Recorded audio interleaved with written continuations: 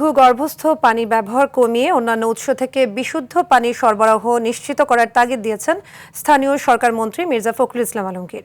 সকালে বিশ্ব পানি দিবস উপলক্ষে আয়োজিত এক সভায় তিনি একথা বলেন। এই সময় গভীর নলকূপের উপর নির্ভরশীলতা কমিয়ে মাটির উপরিভাগের পানি ব্যবহারের কথা বলেন মন্ত্রী। তিনি বলেন, অতিরিক্ত ভূগর্ভস্থ পানি ব্যবহারে ঢাকা শহরের ঝুঁকি বাড়ছে।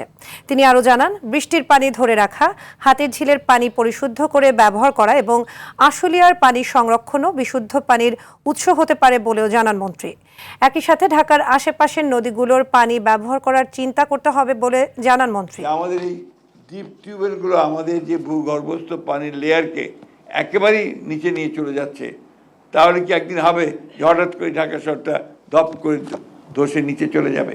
হাতির ঝিল থেকে পানিটাকে যদি আপনি পরিশুদ্ধ করতে পারেন, এই পানি দিয়ে তো আপনি ঢাকা শহরের অনেকটা কাভার করতে পারবেন। আশুলিয়ার পাশে দেখবেন পানি সবসময় থাকছে। এখানে বৃষ্টির পানিকে ধরে রাখার জন্যে আমরা যদি সেই প্রজেক্টে যাই এবং সেখান থেকে পানি সরবরাহ করি, তাহলে আমরা কিন্তু অনেকটা লাভবান হব বলে আমি মনে করি।